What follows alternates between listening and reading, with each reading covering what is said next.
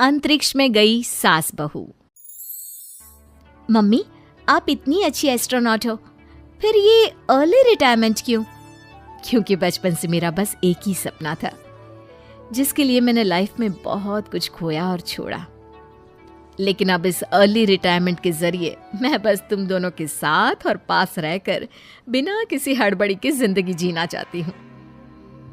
सास की बात सुनकर काजल मुस्कुराकर चली जाती है।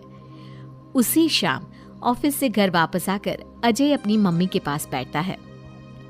मम्मी, क्या हमारी स्पेस ऑर्गेनाइजेशन कोई नया स्पेस मिशन प्लान कर रही है? क्या मिशन है, बताओ ना मम्मी। हे भगवान, शरीर इतना बड़ा हो गया लेकिन दिमाग आज भी बच्चों से गया गुजरा है।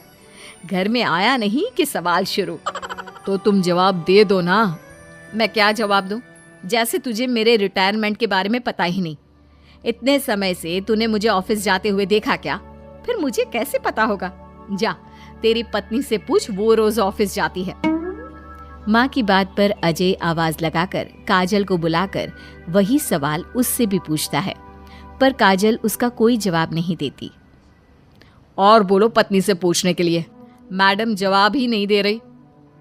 सवाल जायज हो तो जवाब मिलेगा ना, तुम्हें अच्छे से पता है। कॉन्फिडेंशियलिटी रूल्स के चलते हम किसी से भी ऑर्गेनाइजेशन और मिशन से रिलेटेड कोई बात नहीं कर सकते। वो तो पता है, लेकिन मुझसे भी छुपाने का मतलब समझ में नहीं आया। वो मम्मी, रिटायरमेंट एप्लीकेशन के बाद से आपने ऑफिस भी आना बंद कर दिया।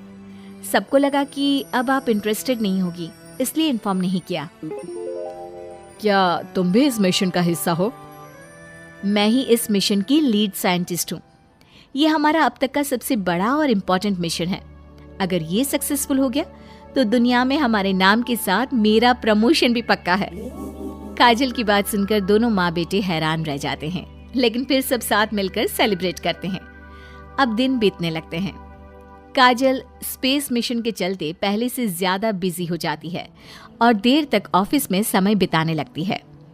कुछ समय तक इसे चुपचाप देखने के बाद एक सुबह बहू को सामने देखकर आखिरकार सास उसे टोक ही देती है। आ रही हो या जा रही हो? भाई, हमें तो तुम्हारी शक्ल देखे लगता है सदियां बीत गई।